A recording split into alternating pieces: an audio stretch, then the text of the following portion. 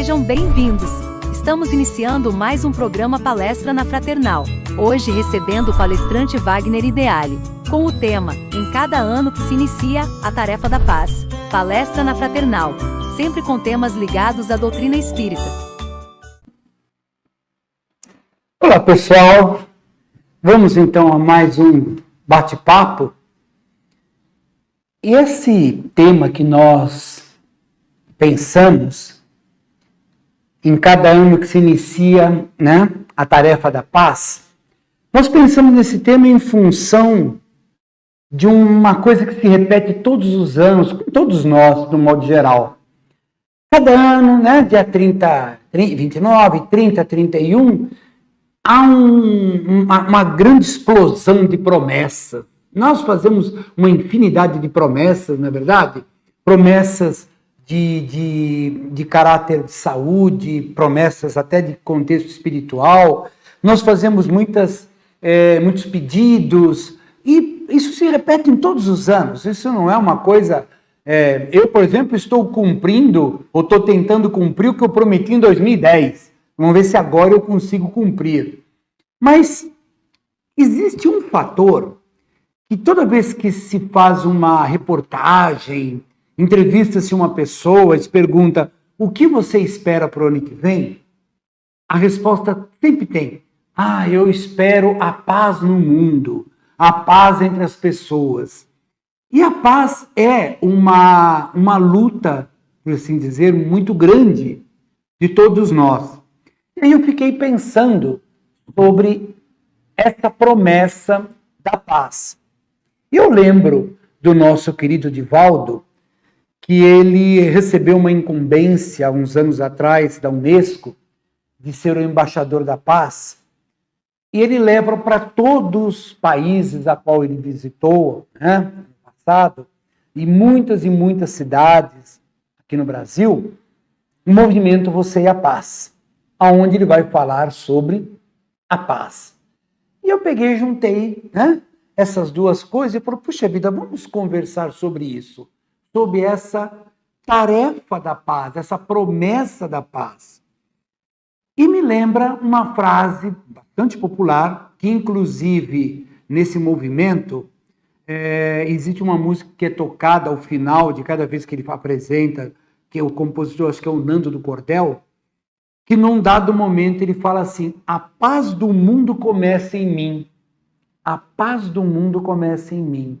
E isso é uma frase construída, e não foi ele, a gente já escuta isso muitas vezes, quando alguém vira e coloca essa premissa, que a paz no mundo vai começar em mim. E aí que nós começamos o nosso bate-papo. Como eu vou desenvolver a paz dentro de mim? Sim, porque assinar um armistício com relação a uma guerra entre dois povos, e o assinar daquele documento criou-se a paz, é uma paz relativa, porque na verdade tanto este povo e esse outro, ambos estão dentro de seus corações carregados de ódio, carregados de vingança, aquela coisa toda. Foi assinado, parou-se a confusão. Perfeito. Mas a paz verdadeira, aquela paz em que eu quero paz, eu quero viver a paz, ela transcende a todo esse contexto externo que está à nossa volta. A verdade é essa. Por isso que eu não posso exigir paz nas outras pessoas se eu ainda não tenho dentro de mim. E eu preciso desenvolver dentro de mim. Perfeito. Mas como eu vou fazer isso? Nós temos algumas situações que nós fazemos no nosso dia a dia, todos nós. Difícil quem não vai ter esse contexto.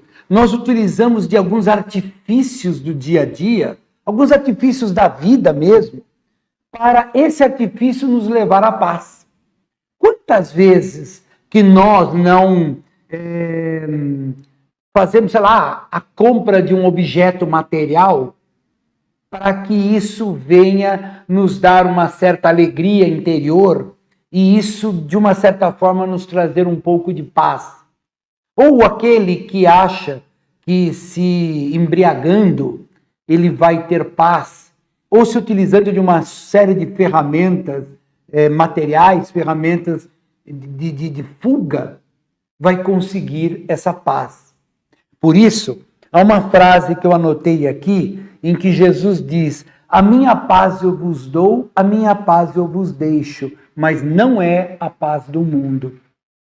Essa frase de Jesus, muito profunda, vai mostrar para nós que a paz do mundo tem o seu valor. Claro que ela tem a possibilidade de nós termos uma vida material equilibrada, termos uma infinidade de coisas à nossa volta que nos dê um certo equilíbrio. Isso é perfeitamente válido. É perfeitamente válido. Mas não vai resolver o problema da paz.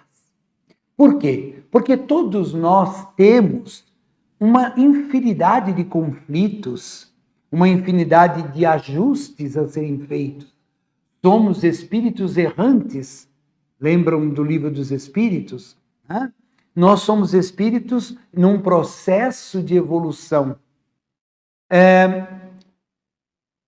A luta pela busca da paz, enquanto for olhada por um ângulo puramente material, nós vamos ter algumas saídas, né? Nós vamos em busca, como eu falei agora há pouco, de coisas à nossa volta. Mas, quando nós vamos em busca da paz mais profunda mesmo dentro de nós, aquele equilíbrio profundo, nós vamos ter que fazer uma viagem para dentro de nós. E essa viagem, ela vai em busca dos nossos arquétipos, ela vai em busca das nossas sombras, ela vai em busca de todas as estruturas que não estão em perfeito equilíbrio. Isso me lembra, uma vez eu estava falando numa palestra, e aqueles monges que sobem no alto de uma montanha para fazer uma meditação, ele vai lá em busca da paz. É perfeitamente válido. O que não é, ao nosso ver, válido, seria a permanência nesse ostracismo. Ou seja, eu me desligo do mundo, vou, me isolo e ali eu fico. Aí é fácil se ter a paz, aí é fácil ter equilíbrio, porque eu não estou em contato com a realidade da vida. Por isso, no momento em que nós somos convidados a um exercício de mudança interior, e esse convite nos é feito a todos os instantes da nossa vida, nós podemos e devemos, como uma das formas de se obter paz, reservar 10 minutos por dia, 20 minutos, que seja, para um estudo de nós mesmos, para nos voltarmos para dentro de nós. E a partir desse momento, nós vamos vendo os ajustes que nós temos que fazer. Na história, nós vamos ver que Santo Agostinho, Isaac Newton, o grande cientista inglês, eles, ao ler a biografia deles, eles tinham o costume de toda noite, antes de dormir, fazer uma retrospectiva do dia. Analisar tudo aquilo que aconteceu ao longo do dia, onde ele acertou, onde ele pisou na bola, onde ele podia ter feito melhor e tal, e depois adormece. Isso é um processo de meditação? Sem dúvida nenhuma que é um processo de meditação. A pessoa vai fazer os seus questionamentos, e isso vai sendo um exercício para a mudança interior. Porque, veja bem, Emmanuel disse uma vez que para praticar o bem é necessário que nós façamos exercícios. prática do bem requer exercício também, requer treino. A busca da paz, da mesma forma. No começo nós estávamos falando, poxa, em cada ano que inicia, nós temos a tarefa da paz, ou seja, nós fazemos uma infinidade de promessas e uma delas, sempre, principalmente nós espíritas, fazemos aquela promessa de que esse ano eu vou pegar firme para trabalhar a minha reforma íntima. Por quê? Porque é o ponto alto da doutrina espírita. A mediunidade é algo maravilhoso. A caridade para com o próximo é fundamental. Há uma série de condições, uma série de situações na vida que são extremamente importantes. Mas se nós formos analisar de forma muito fria mesmo, o ponto alto da doutrina espírita é a nossa reforma íntima. É nós sairmos dessa vida melhor do que nós entramos. É sair dessa vida e poder olhar para si próprio e dizer, puxa vida, eu venci aquele desequilíbrio, eu venci aquele outro, eu consegui corrigir isso, eu consegui corrigir aquele outro. Não vamos sair dessa vida um Francisco de Assis. Não, de forma alguma. Não vamos. Mas precisamos sair um pouquinho melhor do que nós entramos. Este, no meu ponto de vista, é a maior expressão de caridade. Pô, como? Maior expressão de caridade? Porque no momento que eu passo a olhar o meu próximo, a ouvir o meu próximo, a falar com o meu próximo, da forma como eu gostaria que fosse feito comigo, eu estou praticando a caridade na sua mais alta expressão. E para que eu possa ter toda essa qualidade de falar, ouvir, pensar, eu tenho que estar dentro de mim equilibrado. E esse equilíbrio é uma luta de todos nós. E essa luta, ela acontece o seguinte, ela vai ser algo individual, sem dúvida nenhuma, mas certos desenvolvimentos requer ajuda externa. Muitas vezes, a pessoa está com um problema de uma obsessão, né, um problema de uma perturbação espiritual, ou ela está com um problema em casa bastante difícil de se resolver. Nós temos, eu vou usar uma palavra um pouco pesada, a obrigação de ir em busca de ajuda. Ajuda onde? De um profissional de saúde, de uma casa espírita. E isso me faz lembrar um ponto importantíssimo. O tratamento espiritual não elimina o tratamento médico. Então, nós estamos com um probleminha, nós vamos procurar o médico, o psiquiatra. Psiquiatra não é médico de doido, não. Psiquiatra é um médico, como outro qualquer, que trata exclusivamente da nossa psique, né? Fundamentalmente da nossa psique. Mas nós, ao procurarmos o médico, vamos ter aquele tratamento alopático, homeopático, há uma infinidade de tratamentos nos dias de hoje, e vamos buscar a casa espírita para um tratamento espiritual. Uma coisa não elimina a outra, as duas têm que trabalhar. Ah, mas tá, e se eu me curar, como é que eu vou saber quem me curou? Pouco importa. Você conseguiu resolver o probleminha? Maravilha! Pois bem, então, nós vamos procurar um profissional de saúde quando o nosso problema é extremamente grave, psicólogo, um analista, né? Nós vamos procurar uma casa espírita, numa casa espírita nós vamos ter acesso a fazer um curso, a um tratamento, a ampliar o nosso conhecimento. Quando a gente perceber, aquele problema, ele diminuiu bastante. Aquela angústia interior, ela reduziu e muito. Talvez, por uma questão kármica, não tenhamos o problema resolvido 100%. Talvez, por um problema kármico, nós tenhamos que espiar por um bom tempo ainda uma determinada dificuldade. Mas, com absoluta certeza, essa dificuldade será amenizada. Uma grande amiga minha, hoje na espiritualidade, Anice, Normalmente ela está com a gente aqui. Ela disse assim uma vez para mim: Wagner, os conhecimentos doutrinários, a prática dos ensinos de Jesus não vai tirar a cruz das suas costas, mas vai colocar uma rodinha lá na ponta e vai deixar ela muito mais tranquila de ser carregada. E muitas vezes a misericórdia divina vai muito mais longe que isso. Há situações em que, pela vontade nossa, tua, minha, de resolver uma dificuldade e vamos em busca da solução através da prece, do tratamento espiritual, repito, do tratamento médico e resolvemos o problema, muitas vezes é porque nós começamos a mudar a nossa forma de pensar da vida, começamos a mudar as nossas atitudes perante a vida e a espiritualidade percebe que não há mais necessidade daquela expiação. Ela não se justifica mais. Por quê? Porque a gente aprendeu a lição. Se a gente aprendeu a lição, nós vamos para uma outra lição. Por isso que essa busca da paz, ela não é simplesmente paz no sentido de não ter agressões, mas a paz, ela é uma situação muito mais ampla.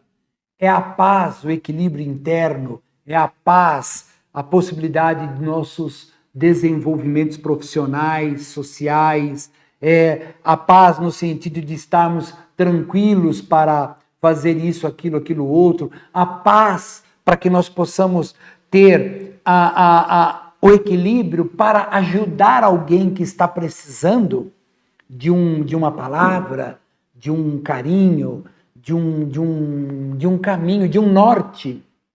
Muitas vezes, eu vou contar uma historinha muito rápida. Eu era diretor de TI de uma grande instituição de ensino aqui de São Paulo e eu tinha um parque de funcionários grande lá naquela instituição de ensino. E um dia, dois profissionais entraram em conflitos. E uma das coisas mais difíceis da vida é resolver conflitos, né, entre pessoas. É muito difícil, muito difícil. E um entrou na minha sala, sentou e falou: Wagner, eu preciso que você me ajude. Tá? Vamos ver o que eu posso fazer, porque aconteceu assim, assado, papapá. E ele ficou falando, e eu só olhando para ele, escutando. Ele falou.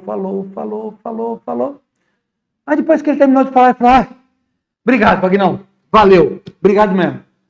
Tô bem agora, Então tá bom, tá bom. Aí depois, passado um tempo, veio o outro, que fez outra parte do conflito. Aconteceu um problema, você tá sabendo, né? Tô sabendo. Então, Vagnão, aconteceu assim, assado, falou. E eu fiquei na minha quietinho, só escutando. Terminou a mesma coisa. E o problema se resolveu. Porque, muitas vezes, as pessoas estão precisando, que a gente brinca popularmente, de uma orelha para escutar. Muitas vezes as pessoas precisam de uma palavra.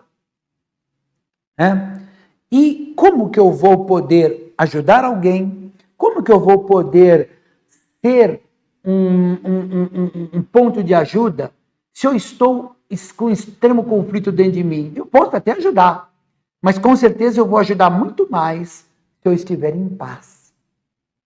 Não estou nem falando aqui da paz dentro do aspecto global, porque aquele mandatário, aquele imperador lá daquele país A, B ou C, se ele não estiver em paz, ele pode, por um momento de extremo egoísmo, de extrema prepotência, declarar guerra com relação a um outro país apenas para, não sei se a palavra correta seria essa, mas apaziguar os seus conflitos internos. Então ele põe milhares de vidas em risco. Nós, espíritas, sabemos daquela frase de Jesus que diz: é necessário que o mundo tenha escândalo, mas ai daquele que venha cair em escândalo. Muitas vezes é necessário, infelizmente, certos conflitos, mas ai daquele que venha cair nesses conflitos, nessa problemática. Estamos caminhando para um planeta de regeneração, onde não estamos caminhando para o Éden, para um planeta feliz, onde todo mundo vai, né? Todo mundo sair pela rua se abraçando o dia inteiro. Não é nada disso. Nós estamos caminhando para um planeta, não país, para um planeta de maior equilíbrio, de menos conflitos, de maior responsabilidade entre as pessoas. Isso é um próximo degrau. Aquele planeta sonhado, o planeta feliz, o planeta divino, como está lá naquelas escalas que Kardec coloca nos seus livros, isso ainda está um pouquinho longe. Mas o planeta de regeneração está aí na porta, onde as expiações vão ser eliminadas e nós vamos passar a ter mais um relacionamento mais eficaz. A ética vai ser a base da vida, né? O processo ético, ele hoje ainda não está à frente de todos nós. Vai precisar ética, caridade, a eliminação o maior possível do egoísmo, das vaidades, do orgulho. Isso são situações que deverão ser reduzidas para o bem comum. E o que é esse bem comum? Paz. Porque não vai existir paz onde existe eu quero defender o meu ponto de vista porque eu acho que eu estou com a razão e ele está errado, então, mas mesmo que eu esteja errado, eu vou me defender porque eu tenho o meu orgulho a defender, né? Lembra, lá no Evangelho segundo o Espiritismo, tem um capítulo sobre o duelo. Claro, foi escrito em 1850 e lá vai fumaça, ainda tinha um capítulo falando sobre duelo, porque naquela época, século XIX, as pessoas elas tinham que limpar a sua honra através de duelos. E lá no Evangelho fala que isso é um comportamento primitivo. Kardec já naquela época falava, e existia naquela época, e ele já contestava que não deveríamos ter. Veja que a doutrina espírita, ela, por assim dizer assim, ela está muito à frente, naquela época, no século XIX, muito à frente do contexto social que o planeta vivia. Hoje, ela continua dentro essa estrutura que ela tem, como anotei aqui na minha colinha, de ciência, filosofia e religião. Porque a doutrina espírita, ela é uma ciência, ou seja, ela foi criada em função de uma ciência experimental, né? Kardec fazia aqueles exercícios mediúnicos e ali ele começou a perceber que estava despontando uma ciência, como eu disse, experimental. E ele percebeu que essa ciência tinha por trás dela uma estrutura, olha só, uma estrutura filosófica, porque tudo nela se baseia na reencarnação, na continuidade da vida, na possibilidade, na lei de ação e reação. Então, há uma filosofia por trás dessa ciência. Nossa, que coisa esquisita, está misturando ciência com filosofia? A ciência espírita, ela ainda está engatinhando. Ela começou com trabalhos experimentais. Hoje, ela tem ferramentas para fazer um estudo mais profundo dos campos energéticos, dessa coisa toda. A filosofia espírita, ela é taxativa. Ela se baseia numa frase de Jesus que diz a cada um segundo as suas obras. A lei de ação e reação, a reencarnação, a pluralidade das existências e dos mundos. Isso gera uma forma de enxergar a vida, uma filosofia. E Kardec nunca gostou de chamar o espiritismo de religião. Nunca gostou. Ele sempre chamou o espiritismo de uma doutrina com consequências morais. E essas consequências morais são os ensinos de Jesus. Então, a gente vai percebendo, por que eu estou falando esse esse resuminho da doutrina espírita? Justamente porque a obtenção da paz é algo cada um consegue, cada um tem a sua forma de enxergar a vida e vai em busca dessa paz, cada um do seu jeito. Cada um vai buscar essa paz que promete-se no começo do ano para o mundo, para as nações e para si, através das suas religiões. Perfeito. Agora, a doutrina espírita, ela não é melhor que religião nenhuma, claro que não. Mas ela tem um contexto científico, filosófico, religioso, que nos dá um mecanismo bastante eficaz na explicação sobre a vida além da vida, sobre todo o processo reencarnatório, sobre a possibilidade de se conversar com quem já foi, e começamos a perceber que a nossa vida, ela é, vamos assim dizer, ela é um pedacinho de um todo muito grande. Nós já vivemos tantas encarnações e tantas nós vamos viver ainda, e já chegou a hora de nós começarmos a semear dentro de nós o equilíbrio, a paz. Começar a fazer aquilo que Jesus disse, separar o joio do trigo dentro de nós. Como nos ensina a Joana de Ângeles nos seus 14, 16 livros da psicologia espírita, quando ela nos ensina a buscar dentro de nós as nossas sombras, os nossos desequilíbrios, trazer, tá lá do inconsciente, trazer para o consciente, identificar, e dizer, não, eu tenho esse desequilíbrio, eu tenho esse sentimento pequeno, e eu vou lutar para vencê-lo, eu tenho esse comportamento inadequado, eu vou lutar e vou vencer, e vou corrigir. E assim, quando você menos esperar, nós todos, estaremos muito melhor. E aí eu peguei uma frase de Shakespeare para encerrar o meu bate-papo, que diz assim: plante o seu jardim e decore a sua alma, em vez de esperar que alguém lhe traga flores. Eu achei muito profundo. É atribuído a Shakespeare essa frase. Realmente eu não sei se realmente é de Shakespeare, mas é isso mesmo. Vamos deixar o jardim da nossa alma lindo de flores, bem cuidadinho. Por quê? Porque vai encher de borboletas, de passarinhos. É uma coisa para se pensar. Por isso, eu desejo a todos muita paz, muita alegria, muita prosperidade material e espiritual, muitas reflexões, mas muita oração, pedindo e agradecendo sempre. Obrigado, pessoal, por mais essa oportunidade. Fiquem todos na paz de Jesus.